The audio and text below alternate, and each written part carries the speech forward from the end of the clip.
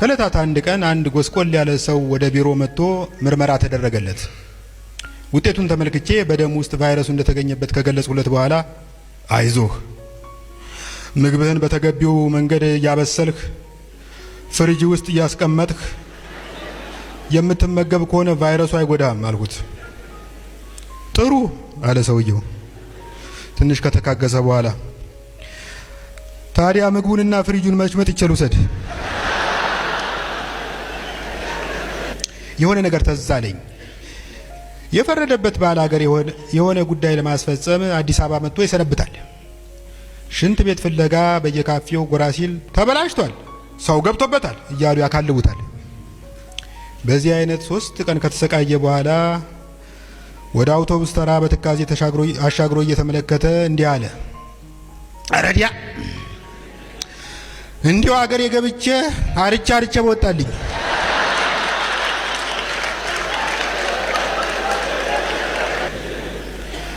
ሰው ደግሞ ወረፋ የመጠበቅ ትዕግስቱም ሆነ ጨዋነቱ ጥሎት ጠፍቷል። አንዱ ኩላሊት አለብኝ ሲል አሳለፍ ነው። ሌላው ሪህ አለብኝ ብሎ አልፎን ሄደ። ጤነኛ ሆኖ የመኖርን ጉዳት ለመጀመሪያ ጊዜ የተረዳሁት ያኔ ነው።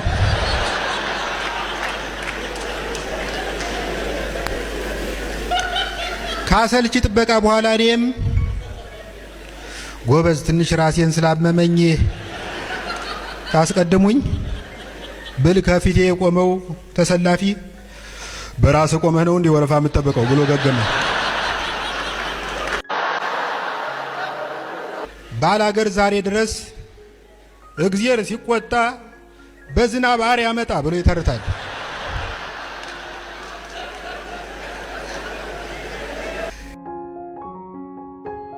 ዛሬ በተቻለ መጠን ከሃይማኖትና ከፖለቲካ የጸዳ ጨዋታ ለማቅረብ እሞክራለሁ። በተቻለ መጠን ነው ያልኩት።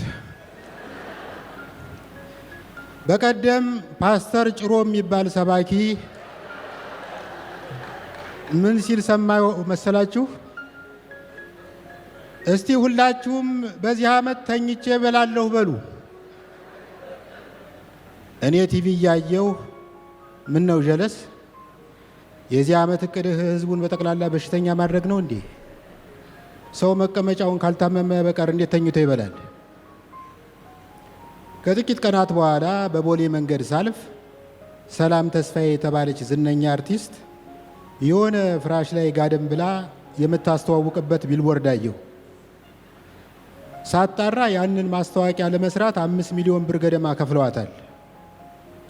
አሃ ተኝቼ እበላለሁ የሚለው ቃል ትርጉም ይሄ መሆን አለበት ብዬ አሰብ። ጊዜ ሳልፈጅ ወደ አንድ ዕውቅ የፍራሽ ፋብሪካ ጎራ አልሁ።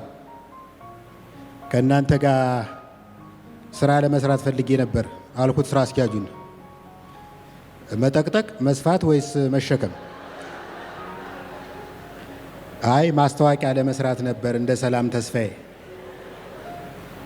ልምድ አለህ? አዎ የመኝታ ልምድ አለኝ።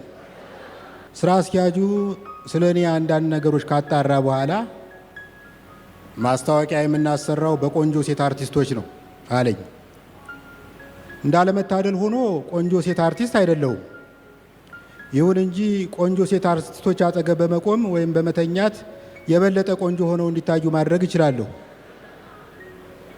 ሰውየው ትንሽ አሰበና እንዲህ አለ። ጥሩ፣ የማስታወቂያውን ሐሳብ እኔ እሰጥሃለሁ። ምንድነው የምታደርገው? የንግድ ባንክ ያሰራው አዲሱ ህንፃን አወቅከው? 12ኛው ፎቅ መስኮት ላይ ወጥተህ ትቆማለህ። ከዛ እኛ ከታች ፍራሹን ዘርግተን እንጠብቀሃለን። አነጣጥረህ ፍራሹ ላይ ትወድቅና ወደ ካሜራው እያየህ ምቾቱ ወደር የለውም የሚል ምስክርነት ትሰጣለህ። አድርገውና ፍራሹን ብስተውስ? እንደሱ አይነት ነገር ካጋጠመ ለሙያ ለከፈልከው መስዋዕትነት ፋብሪካችን ከንግድ ባንክ ጋር በመተባበር ሐውልት ያቆምልሃል። ከብዙ ክርክር በኋላ ደከም ባለ ክፍያ ልክ እንደ ሰላም ተስፋዬ ፍራሹ ላይ ተኝቼ እንዳስተዋውቅ ተወሰነ። አንዴ ጋደም ከማለቴ 4 ጊዜ ተገላበጥኩ። አሃ እንዴት ነው ምቾቱ አለኝ ስራ አስኪያጁ። እውነት ተናገር ካላችሁኝ እስከዚህም ነው። ሰውየው በጣም ተናደደ። ድሮስ እንደ እንቁላል ጭድ ላይ እየተኛ አድገህ እንዴት የኛ ፎም ፍራሽ ሊመች ይችላል? ጥፋ ከዚህ የህጋዊ ድሃ ልጅ።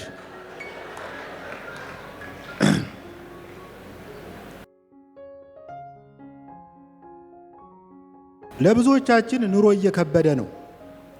አይታችሁ እንደሆነ ፌስቡክ ላይ ዛሬ ምን በላችሁ የሚል የግሩፕ ፔጅ ነበረ። የፔጁ አባላት ከሰርግ ብፌ ላይ ያነሱትን ክትፎ ይለጥፉበታል። በቅርቡ የፔጁ አድሚን እንዲህ የሚል ማሳሰቢያ ለጥፎ አየሁ። ውድ የፔጃችን ተከታዮች፣ ዛሬ ምን በላችሁ በሚል ይታወቅ የነበረው ፔጃችን በኑሮ ውድነት ምክንያት ዛሬ ግን በላችሁ በሚል የተቀየረ መሆኑን እናስታውቃለን። የመብላት ነገር ሲነሳ አንድ ነገር ትዝ አለኝ። አንድ በቅርብ የማውቀው ሰው ባለፈው አንዲት ቆንጅዬ ልጅ አግኝቶ ተዋወቃት። ከዚያ ከቤተሰብ ጋር እንኳን ሳያስተዋውቃት ፈለገ ሊወቃት። ሳልፈልግ ነው የገጠመብኝ። የሆነ ቀን ክትፎ ጋበዛት፣ ቢራም ጠጣች። እንግዲህ እሱ የመጣው በደንብ ተዘጋጅቶ አቬሬጅ ሳይዝ ኮንዶም ሸምቶ የግርጌ ማስታወሻውን ተላጭቶ ነው። ማዕዱ ከፍ ከፍ እንዳለ ቆንጆይቱ ጥርሷን ኪሮሽ በሚያህል ስቴኪኒ እየጎረጎረች ታክሲ ድረስ እንዲሸኛት ጠየቀችው። ልጁ የመሄዷ ነገር ቁርጥ መሆኑን ሲረዳ በልተሽ ጠጥተሽ ልትሄጂ ነው? ልጅቱ ምን አለች? ምን ቀረ ልታስመዝነኝ ነው?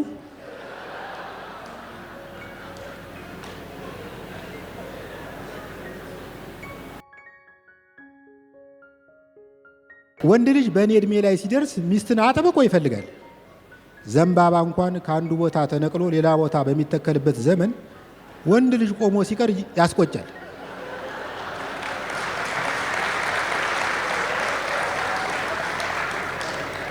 እኔ አሁን ሴትን የማማርጥበት ደረጃን አልፌያለሁ።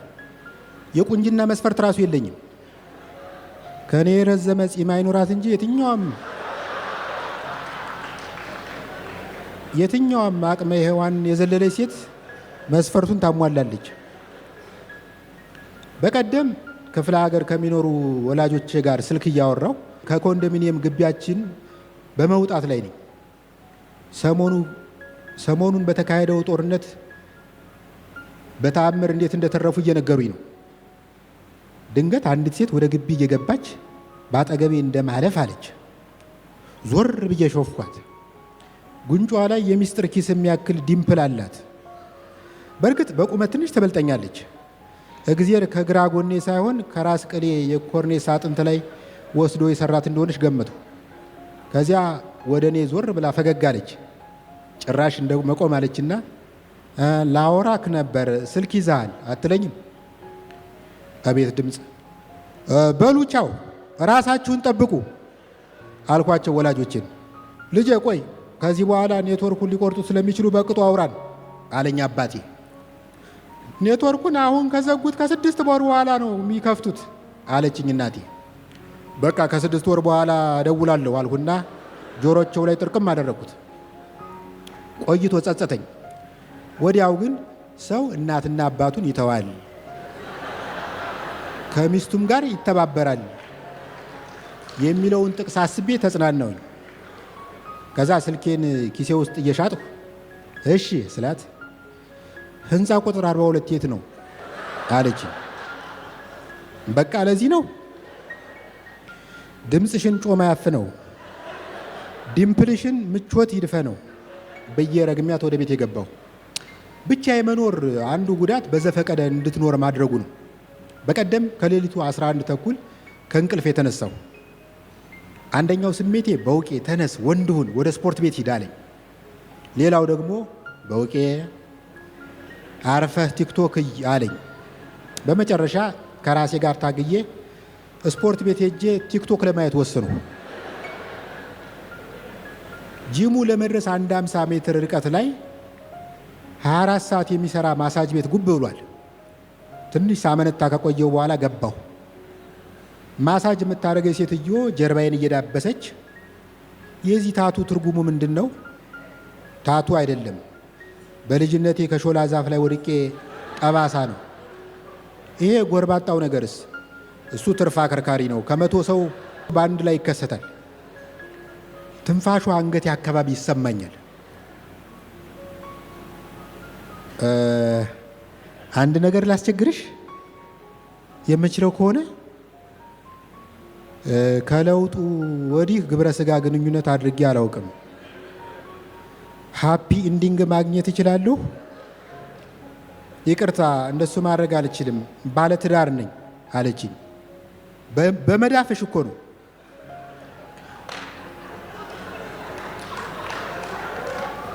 ባሌ ከነ መዳፌ ነው ያገባኝ አለችኝ። ይሄ ከብልግና ጋር የተገናኘ አይደለም አልኳት። የሕክምና እርዳታ እንደሚሰጥ ራስሽን ቁጠሪው።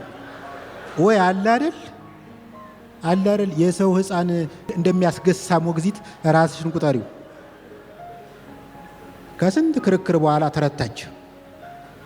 ቀለበቷን አወለቀችና ትንሽዬ ጠረጴዛ ላይ አስቀመጠችው። ከዛ እንደ ብቅል ገለበጠችኝ። በወይራ ዘይት ላድርግልህ? ከተመቸሽ የመኪና ዘይት ራሱ ልትጠቀሚ ትችላለሽ።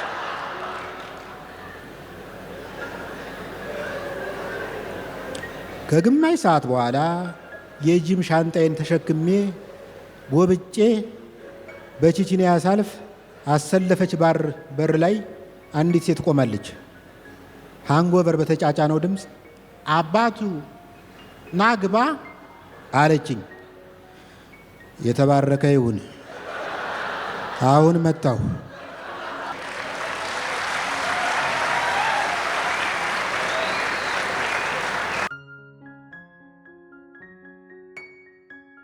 ከአሜሪካኖች በጣም የምወድላቸው ነገሮች አንዱ ደንበኛ የሚያስተናግዱበት መንገድ ነው። አሜሪካኖች መክፈል እስከቻልክ ድረስ ጠብ እርግፍ ብለው ያገለግሉሃል። ለምሳሌ የሆነ ሬስቶራንት ውስጥ ገብተህ በልተህ የቅሬታ ሰበብ ብታጣ የመኮረኒው ቀዳዳ ከመጠን በላይ ጠበበ፣ ወይም ቀይ ስሩ በጣም ቀላ ብለህ ኮምፕሌን ማድረግ ትችላለህ። I want to speak to the manager ብለህ ትቀውጠዋለህ። ማኔጀሩ መጥቶ ልዑልነቶ ምን ጎደለ? ምግቡን ልቀይርልዎት ወይስ እኔ ልቀይርልዎት ብሎ ይሽቆጠቆጣል። በሀገራችን እንዲህ አይነት ነገር የማይታሰብ ነው። ባለፈው 4 ኪሎ የሚገኝ አንድ ምግብ ቤት ገባሁ። ምን አለ? ቆንጆ ሽሮ ተጋቢኖ አለ አለኝ አስተናጋጁ። ከሽሮ ተጋቢኖ ውጭ ምን አለ? ሀፋፍ ይሁንልህ። ሀፋፉ ምንድን ነው? ሽሮ ተጋቢኖና ሽሮ ፈሰስ። በመጨረሻ ሽሮ ተጋቢኖ የጤፍ ኩኪስ ከምታክል ኩርማን እንጀራ ጋር አመጡልኝ። ተጋቢኖ የመጣበትን ድስት ተመለከትኩት። አሁን ይሄ ድስት ነው በማርያም ወይስ ወጥ በሸክላ ስኒ ማቅረብ ተጀመረ? ወጡን በድስቱ አፍ አጮልቄ ያየሁት። ድሮ እናቴ በሰታቴ ወጥ ስትሰራ በማንካ እየቆነጠረች የምትቀምሰው ራሱ ከዚህ ይበልጣል።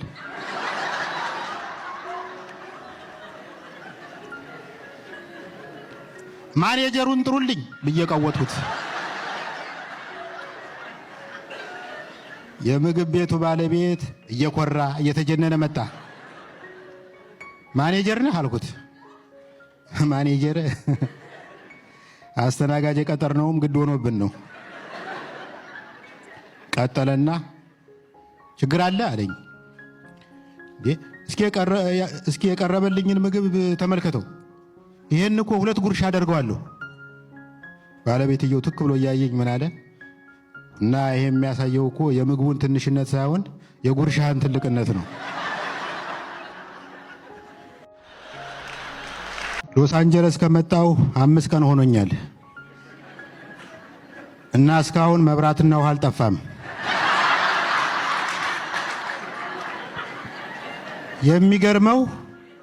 የሚገርመው መብራት ጠፋ የሚለው ቃል ራሱ በእንግሊዘኛ የለም። እኛ ኮንዶሚኒየም ውስጥ ውሃ እንደ ወር አበባ በወር አንድ ጊዜ ብቻ ይመጣል። አንዳንዴ ደግሞ እንደ ወር አበባ ጨርሶ የሚቀርበትም አጋጣሚ አለ።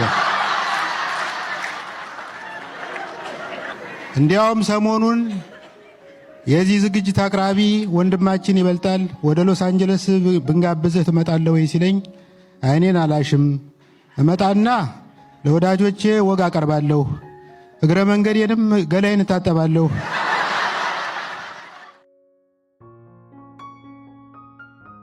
ከጊዜ ወዲህ ታዝባችሁ ከሆነ አላቅም፣ ሰው ሲሞት እንደ ድሮ መደንገጥና ማዘን እየቀረ ነው።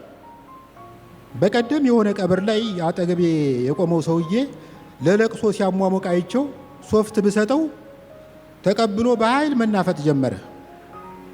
አነፋፈጡ ደግሞ ኑሮም በጠቅላላ የሚናፈጥ ነው የሚመስለው። የግራ አፍንጫ ቀዳዳውን ደፍኖ በቀኙ ዘለግ ያለ የሆነ ሙላቱ አስታጥቂ ያልደረሰበት ባህላዊ መሳሪያ ድምፅ ሲያወጣ ስሰማው በሞተው ሰውዬ ቀናሁ። በቀደም ደግሞ አንዱን ጀዝባ ጎረቤታችንን ልናረዳ ንጋት ላይ ቤቱ ሰብሰብ ብለን ሄድን። ሰራተኛዋን በር አስከፍተን ከተኛበት አልጋ ፊት ቆምን። ማን እንደሆን አውቀሃል? ሰውየው አይኑን እየጠራረገ አፍራሽ ግብረ ኃይል ናችሁ? ጎረቤቶች ነን። ምን ነው በደህና? ክፍለ ሀገር የሚኖረው ወንድምህ ትናንት አርፏል። የት ሆቴል ነው ያረፈው? ወንድምህ ሞቷል አልኩት እኔ። ሰውየው ጥቂት ሲያለቅስ ከቆየ በኋላ ማንኮራፋት ጀመረ።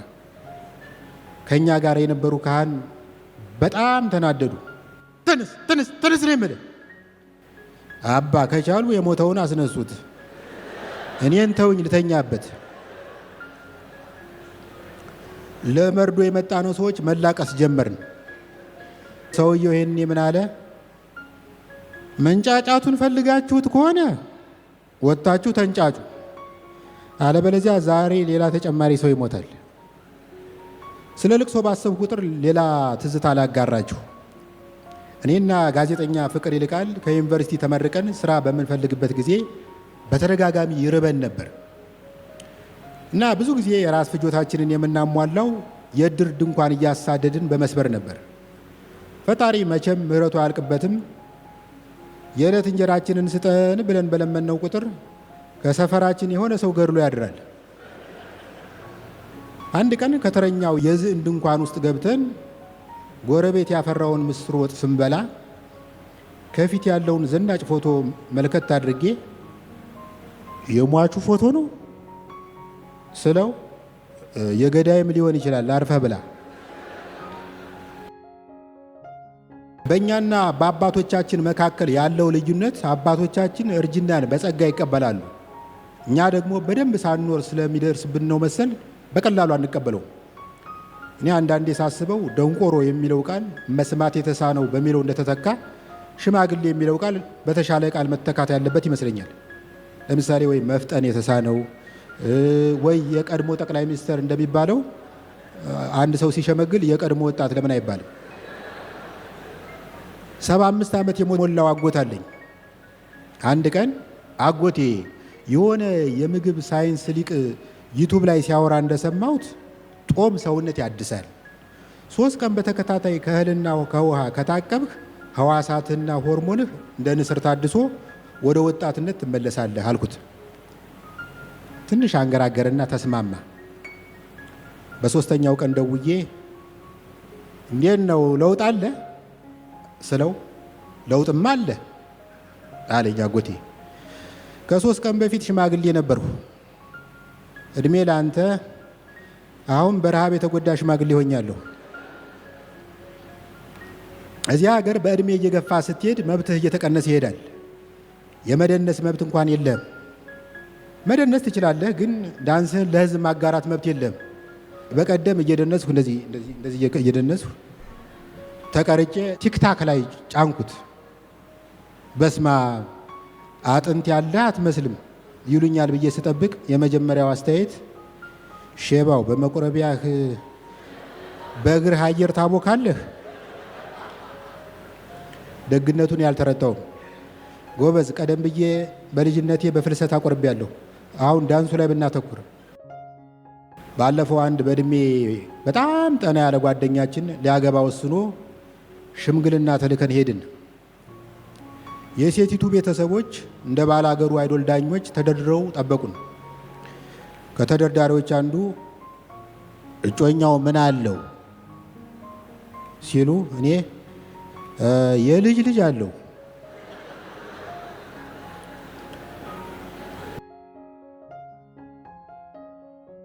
አልፎ አልፎ ከጓደኞቼ ጋር ክለብ እወጣለሁ እና ታታሪ ጨፋሪዎች እንደምታውቁት አዲስ አበባ ውስጥ አሪፍ አሪፍ ክለቦች በቅርብ ርቀት የተከማቹ ናቸው። እና አንድ ቤት ትገቡና በቅጽል ስሙ ማፊ የተባለ ዘፋኝ ዋና ስሙ ማንደፍሮ ነው ሲዘፍን ትሰማላችሁ። ከዛ እስቲ ሌላ ቦታ እንለውጥ ትሉና ሂሳብ ከፍላችሁ ቀጣዩ ቤት ትሄዳላችሁ። ማንደፍሮ የተባለው ዘፋኝ በጓሮ በኩል ወጥቶ ቀድሟችሁ አዲሱ ቤት ደግሞ ሲዘፍን ትሰሙታላችሁ። አንድ ምሽት ከጓደኛዬ ጋር ወደ አንድ ክለብ ጎራል። የሆነ በሰፊ ሱሪ ውስጥ የተጠለለ ቀጭን ዘፋኝ በባሊ ላይ የተተከለ ችግኝ የሚመስል እናት ያረገመኝ አባት አረገመኝ ብቻዬን መኝታ ምነው ደጋገመኝ እያለ ይዘፍናል። እናትና አባቱ ካረገሙት እንዴት እንዲህ ያለ ድምፅ ሊሸከም ቻለ?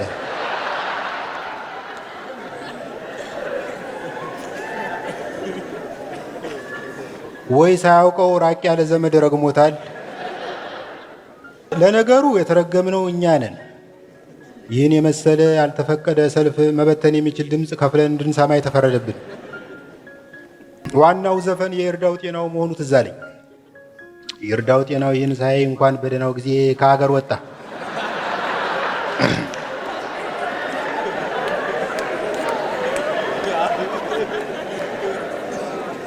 እኔ በመጨፈር እደሰታለሁ፣ ጓደኛዬ ደግሞ በመተቸት ይደሰታል። ጨፍሬ ወደ ጠረጴዛችን ስመለስ በትችት ያብጠለጥለኛል። ስማ፣ የጅማ ኦሮሞ ጭፈራ ሲጨፈር አንገትና ትከሻ ብቻ ነው የሚንቀሳቀሰው፣ ያንተ እግርህ አያርፍም።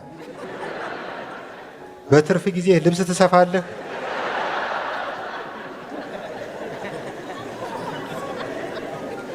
ትንሽ ቆይቶ ኧረ በእናትህ አሁን የጨፈርከው ጉራጌኛ መሆኑ ነው?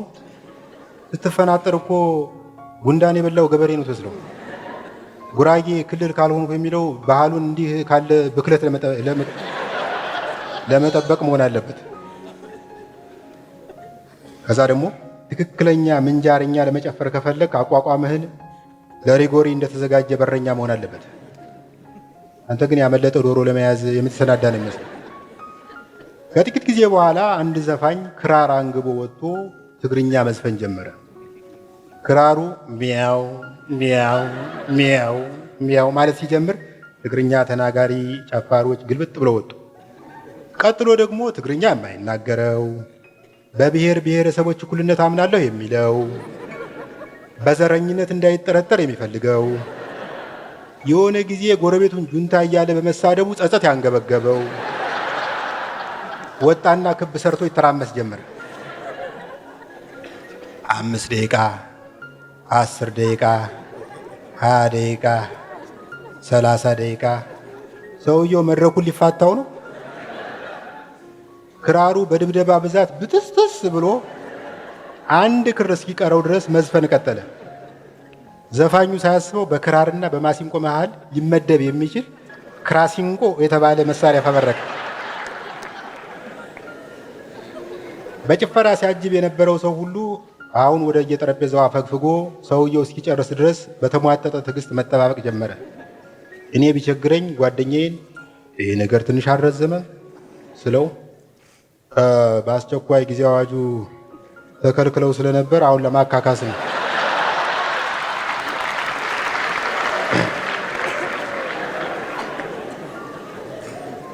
ከጥቂት ጊዜ በኋላ አንድ ሰውዬ ነጠላ ገልድሞ ወደ መድረኩ ከወጣ በኋላ በዘፋኙ እግር ስር ጋለል ብሎ እስክስ እስክስ እስክስ እስክስ ማለት ጀመረ። እኔ እንዲህ አይነት ጭፈራ ጨፍሬ አላውቅም። ዘልዬ መድረኩ ላይ ወጣሁና አጠገቡ ጋር ደንብዬ ዜማውን ተከትዬ ፈርገጥ ፈርገጥ ፈርገጥ ማለት ጀመርኩ። ይህኔ ነው ዘፋኙ ማዜሙን አቋርጦ ዋይ እዚህ ላይ አንድ ሰውዬ ጥሎታል፣ ክብሪት የያዘ ሰው ይኖራል?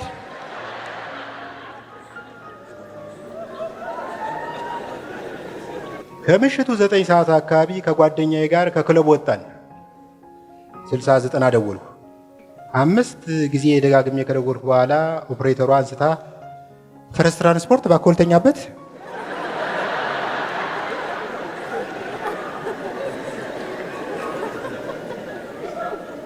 ብዙም ሳይቆይ ከሩቅ 4 ኩንታኩንቴን የሚያካክሉ ሰዎች ሲመጡ አየን። ጓደኛዬ ለማንኛውም መዘጋጀቱ አይከፋም አለና ከጃኬቱ ስር ይህን የሚያክል መሽለቅ አድርጎ አወጣ። እኔ አይኔን እያጨናበስኩ አጅሬ የሰልፍ ዲፌንስ ቆመጥ ይዛል ስለው ዋየርለስ ማይክ ነው ባክህ፣ በዚህ ሞቅ አድርጌ ካልጮህ ህዝብ አይደርስልን። አመሰግናለሁ።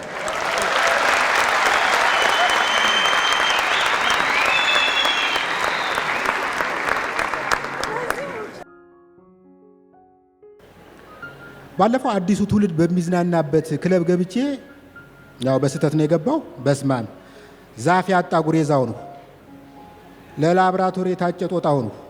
ሁሉም ወጣቶች ሰምቼው የማላውቀውን ዘፈን ግጥም ከዘፋኙ እኩል ይወጡታል። እኔም በህልሙ እንደሚጣራ ሰው አፌን እያነቃነቁ አብሬ የምዘፍን መሰሉ። በማላውቀው ዘፈን ማበዳቸው አይደለም የገረመኝ፣ የማውቀውን ዘፈን ሁሉ በራሳቸው መንገድ በይደውታል። አንድ ወጣት ዘፋኝ ወደ መድረኩ ወጥቶ ከሜላ ረነይ ከሜላ የሚለውን የተስፋዬ ወርቅነህን ዘፈን መዝፈን ጀመረ። የእኔ ዘመን ዘፈን ስለዘፈነልኝ ደስ ብሎኝ በጣቶቼ የልብ ምልክት ላሳየው ሞከርኩ።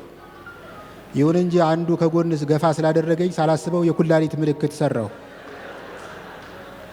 አበጀው ወደድኩሽ እኔስ እንኳን እንኳን እንኳን እንኳን እንኳን እንኳን ካለ በኋላ ዘፈኑን እንድጨርስለት ማይኩን ወደ አፌ ሲያስጠጋው ፍቅርሽ አይደለም ወይ የጣለብኝ ድንኳን ብዬ ብመልስ እንዳለ ታዳሚ ሁላ ሳቀብኝ። በኋላ ሳጣራ አበጀው ወደድኩሽ እኔስ እንኳን እንኳን ብዬ ሳሞግሳት ሰጥታኛለች ስልኳን ምናምን ብለው ቀይረውታል።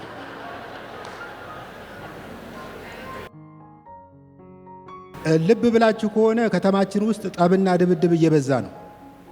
ድሮ ሰው ክለብና ስቴዲየም ውስጥ ነበር የሚደባደበው።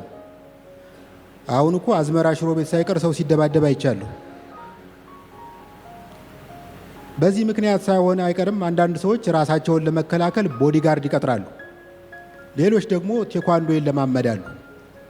እንደኔ በዚህ ዘመን አስተማማኙ ራስን የመከላከል ጥበብ በጊዜ ወደ ቤት መግባት ነው። አንድ ወዳጄ ለ5 ወር ያክል ቴኳንዶ ሰለጠነ። አንድ ምሽት ላይ አገራማን ነው ብሎ ከስልጠና ወደ ቤቱ ሲመለስ አሳቻ ቦታ ላይ 2 ጎረምሶች ከኋላ መጡበት። ያ እያለ በእጅና በእግሩ አየሩን እየቀዘፈ ሊያስቦካቸው ሲሞክር አንደኛው ያፈነገጠ ኮብልስቶን አንስቶ በመወርወር ህብረ ሰረሰሩ ላይ ጠነበሰው። ታሞ በተኛበት ሄጄ ስጠይቀው በደንብ አላስተማራችሁም እንዴ አልሁት። አረ እየተማርን ነበር፣ ግን ኮብልስቶን ላይ አልደረስንም። አሁን እንዴት ነው ሕክምና አገኘህ? ሕክምናው የጠበቁትን ያህል አልጠቀመኝም እንጂ ታክሜያለሁ። ሳስበው የመደቡልኝ ሐኪም የክብር ዶክትሬት ሳይሆን አይቀርም። በመጨረሻ ቴኳንዶ በመሰልጠንህ ይጸጽታል ስል ጠየቅኩት። በጣም ለስልጠና የከፈልኩትን ብር ዝም ብዬ ባጠራቅመው ኖሮ ህንድ ሄጄ የታከምበት ነበር።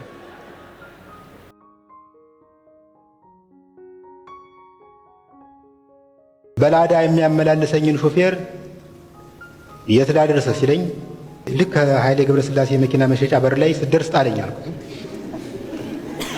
ከታክሲው ስወርድ በአጋጣሚ ኃይሌ በሩ ላይ ቆሞ በአንዱ ኤሌክትሪክ መኪና ላይ ትራንስፎርመር ምናምን እየገጠመ ነበር። ገና ሲያየኝ እኔ እምልህ እስካሁን በታክሲ ነው እንዴ የምትጠቀመው አለኝ። አዎ። ኃይሌ ትንሽ ሲያስብ ከቆየ በኋላ አልፎ አልፎ በአውቶቡስ ተጠቀም፣ የምትጽፈው ነገር አይጠፋም።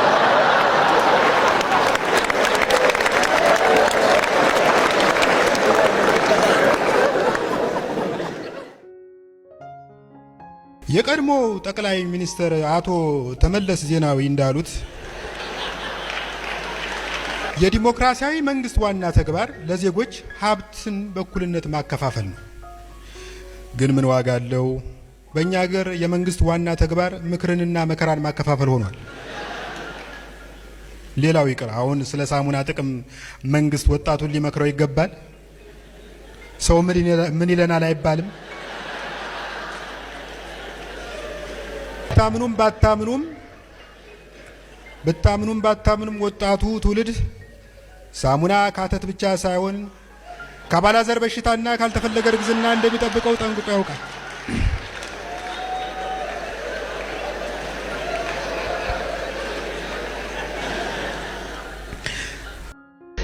አንዳንድ ሰዎች ሰሞኑን በኢንቦክስ በሀገራችን ተጨባጭ ሁኔታ ላይ አንድ ነገር በል እንጂ እያሉ ሲወተውቱኝ ነበር። ለጊዜው አንድ ነገር ለመሆን ስላልፈለግኩ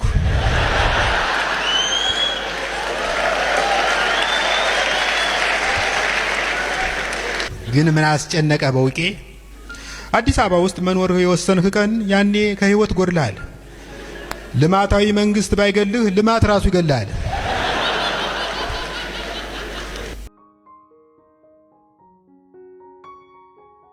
ዘመኑ ብዙ የሚዘገን ነገር ያለበት ነው። እኔ በዚህ ዘመን አነቃቂ ንግግር እናገራለን የሚሉ ሰዎች ያስቀኑኛል። እኔ ሞቲቬሽን ስፒከር ብሆን ሊፈጠር የሚችለውን ነገር አስቡት። ህይወት ከብዶሃል፣ አለቃ ያበሳጭሃል፣ ገንዘብ አልጠራቀም ብሎሃል፣ ከመኝታ ለመነሳት ወኔ ታጣለህ። ምኑ ተነካና ገና ሳረን ትበላለህ።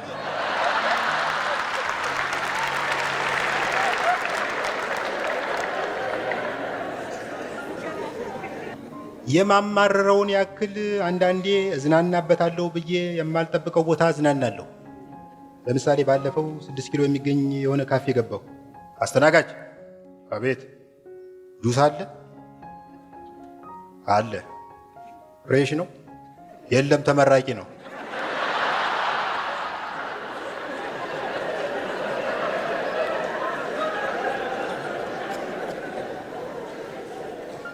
ባለፈው ደግሞ አንድ ስመጥር ሰው አርፎ ቀብሩ ላይ ተገኘው።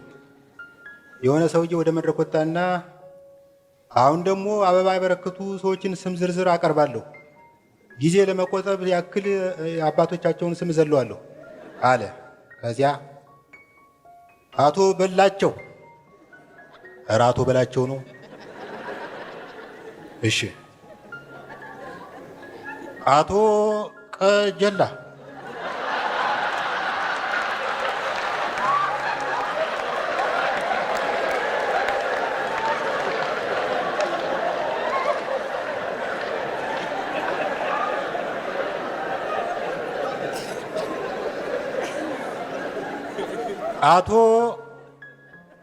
አቶ ሸምሱ እምሱ።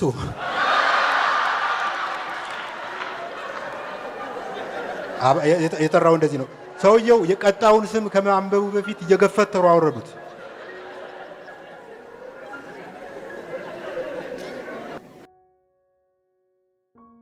ቤታችን የታወቀ ሞጃ ሀብታም ነበር እና አገር ለቆ ወደ አዲስ አበባ ለመግባት ወሰነ። እኔና ጓደኛዬ ዕቃ በማጓጓዝ አገዝ ነው። ዕቃ ከመሸከም ብዛት ዲስካችን ብቻ ሳይሆን አሎሏችን እስኪንሸራተት ድረስ ፈጋን። ከዛ የእሱ ዘመዶች እየመጡ የተራረፈ ዕቃ ማንሳት ጀመሩ። ጠረጴዛ፣ ወንበር፣ ፍሪጅ እንኳን በጊዜው አልነበረም፣ የዱቄት ማስቀመጫ ምናምን ወሰዱ። በመጨረሻ እኔ ወደ ሰውየው ጠጋ ብዬ ጋሼ እኛ ምን እንውሰድ ስለው እናንተ ሻወር ውሰዱ። አሁን በቅርቡ ያጋጠመኝ ነው።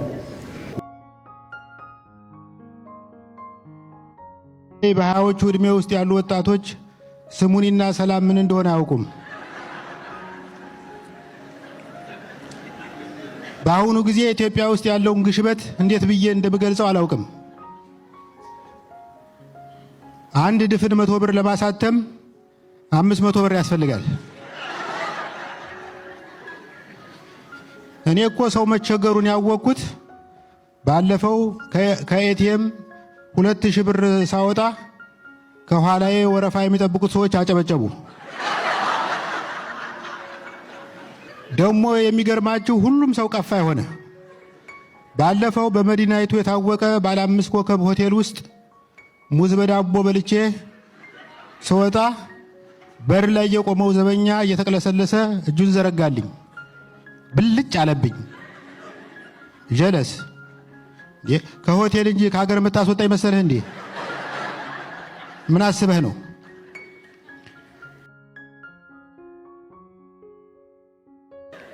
በቅርቡ አታምኑኝም፣ ክትፎ አማረኝ። ለ12 ዓመት ያህል ከስጋ ታቅቤ ከቆየው በኋላ ክትፎ አማረኝ። ሰው በኢኮኖሚ ምክንያት ከክትፎ ባፈገፈገበት ዘመን እኔን አማረኝ። ስጋ አልበላም ብዬ በሚዲያ በይፋ መናገሬን አስቤ ተጸጸትኩ። ግን አምሮቴ እረፍት ሲነሳኝ በቅርብ ያገኘሁት ክትፎ ቤት ውስጥ ገባሁ። አስተናጋጅ፣ አንድ ቆንጆ ክትፎ መረቅ እንዳይበዛበት። ልክ ተደብቆ ጂን እንዳዘዘ ፓስተር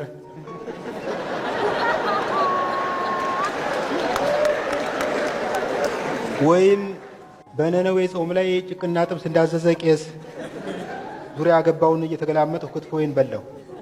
ሂሳቡ ሲመጣ ሂሳብ አይመስልም። የሆነ መንግስት ከዓለም ባንክ ጋር የሚፈራረመው የብድር ስምምነት ያለችኝን ለመክፈል ስሞክር ትንሽ ብር ጎደለኝ። የሆነ 700 ብር ገደማ ጎደለ። ከዛ የሆነ ነገር ብልጭ አለልኝ። ድርግም እስኪል ድረስ አልጠበቅኩም። ባለቤቱ ባጠገቤ ሲያልፍ ጉራጌ ክልል ነው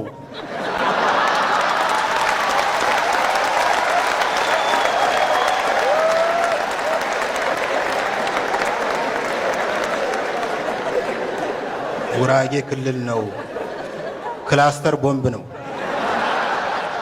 ብዬ ጮህ። አስተናጋጁ ጀለስ ሌላ ሞክር፣ ባለቤቱ ዶርዜ ነው።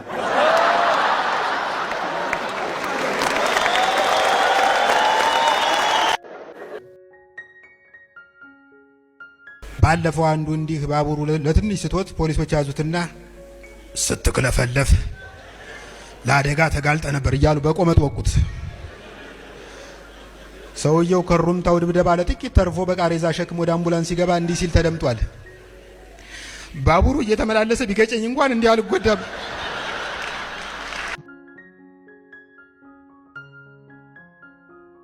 የሆነ ጊዜ በአንድ ዕውቅ ሆስፒታል ውስጥ የአማካሪነት ሥራ ሰራ ነበር።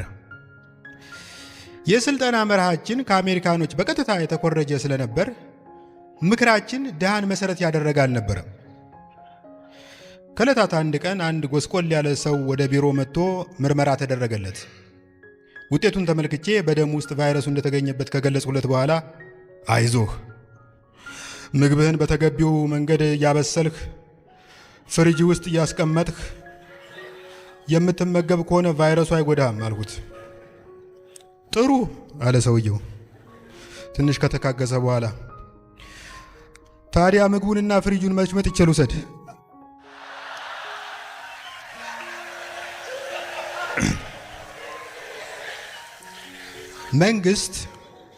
መንግስት ከመጸዳጃ መልስ ምግብ ከማዘጋጀቱ በፊት እጅዎን በሳሙናና በውሃ በመታጠብ አተትን ይከላከሉ የሚለው ምክር በስልኬ በለቀቀብኝ ቁጥር ትዝ የሚለኝ ያጎስቋላ ሰውዬ ነው። የቀድሞው ጠቅላይ ሚኒስትር አቶ ተመለስ ዜናዊ እንዳሉት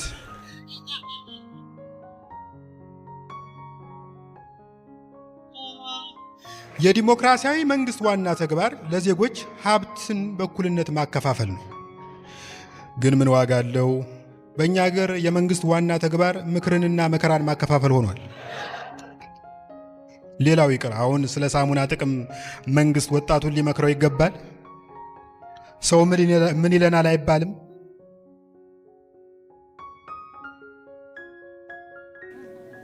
እስካሁን ከተናገርኩ ተነስታችሁ መገመት እንደምትችሉት 3 መንግስታትን ያፈራረቁ ወይም 3 መንግስታት የተፈራረቁብኝ ሰው ነኝ። ደርግ ህዝባዊ መንግስት ነኝ ብሎ ስለሚያስብ ባለስልጣኖች እንደ ህዝብ መኖር አለባቸው ብሎ ያምን ነበር። የደርግ ባለስልጣኖች ሁሌም ከላይ እስከታች ሰማያዊ ካኪ ለብሰው ከፋብሪካ የወጣ ሚኒባስ መስለው በህዝቡ ፊት ይታያሉ። ህዝቡ ግን አልተደነቀም፣ ኢምፕረስድ አልሆነም። ህዝብ ወደ ስልጣን የሚያወጣ ከድህነቱ እንድታወጣው ነው እንጂ ድህነቱ እንድትሻማው አይደለም።